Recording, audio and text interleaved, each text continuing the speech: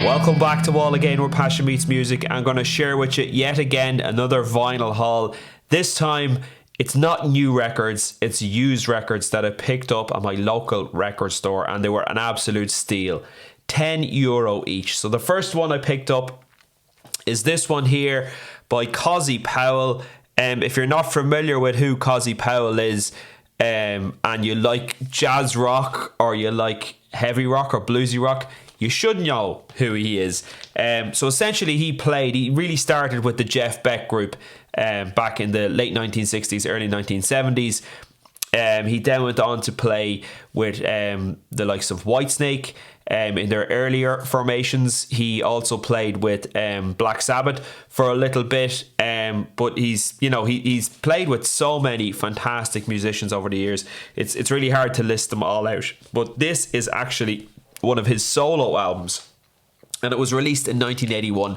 This is an original pressing, so I had to spend a bit of time cleaning it up just to get it to sound right, but I have to say I'm pretty happy with how it sounds, although it has been an adjustment going from CD to vinyl, and I've had to check with some of my mates who've been listening to vinyl for a few years to see, is it normal to get, clicks and pops and hisses between songs or at the quiet part of songs, and it is absolutely normal. So I'm kind of getting over that, but I still would prefer if it was pristine, like the brand new copies of the vinyl that I have from the likes of ZZ Top, Yes, and of course Led Zeppelin. So I'm just going to run you through some of the people who actually played on this album, because it's quite a fantastic list of musicians here. So obviously we've got Powell on drums for all songs, okay, but on top of that we've got people like Neil Murray.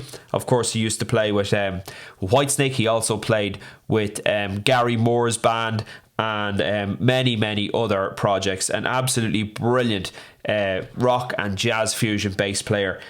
So he makes an appearance on this album, as well as Bernie Marsden, who of course very famous blues rock guitarist from the UK, and he was involved in the very early incarnations of Whitesnake.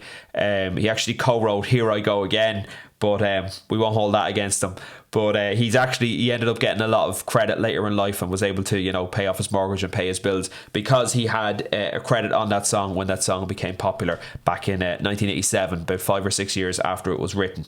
So it was re-released by Whitesnake. So they're two very notable musicians. Jack Bruce, of course, of Cream fame, appears here on the bass on one song.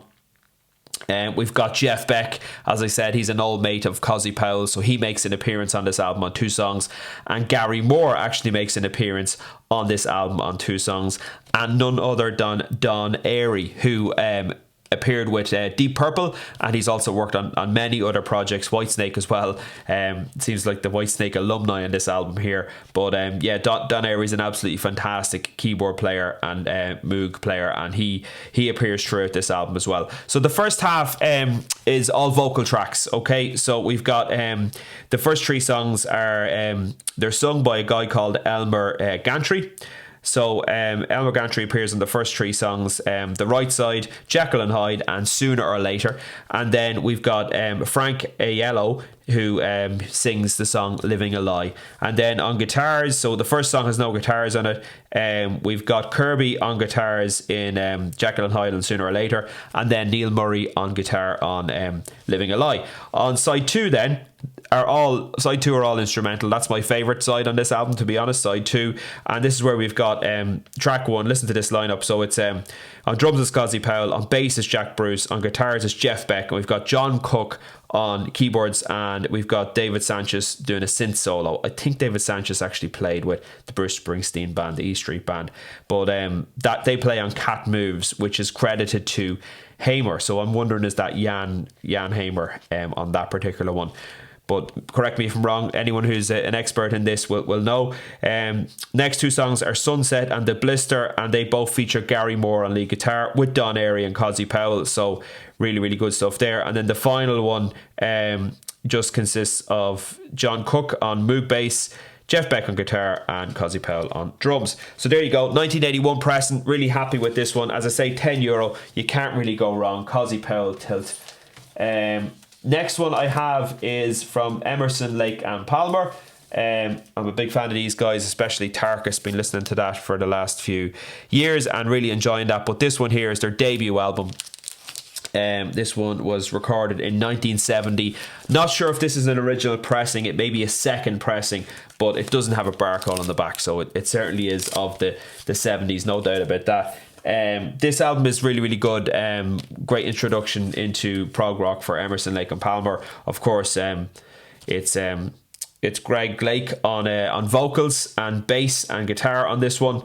We've Keith Emerson on pianos and organs and keys, and then we have Carl Palmer on drums.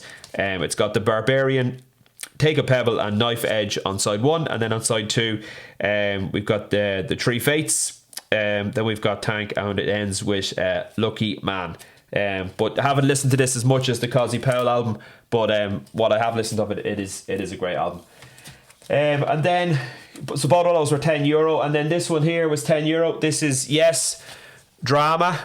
So this one here is, I believe this is the first album after John Anderson left the band. So it's a gatefold sleeve again. Roger Dean does the artwork on this one. So open it up there, you can see fantastic artwork on the gatefold sleeve. And then on the inside you have the new lineup of the band without Rick Wakeman and without John Anderson. So there's Jeff Downs and Trevor Horn from the Buggles, and we also have Steve Howe, Chris Squire and Alan White as well from the previous lineup. But yeah, that's an absolutely fantastic album, Drama. Again, I needed to clean that one up a little bit, but for the artwork alone, I think it's well worth €10. So that's Drama by Yes. And then I also picked up another Yes album. I'll just get this back in the sleeve while we're talking, so there's no damage. Really trying to look after these, especially these older records from the 1970s. Make sure they don't get any more damage. It's this one here, Tormato. This is the last one from the 1970s to feature Rick Wakeman and John Anderson. So again, you can see the band on the back there.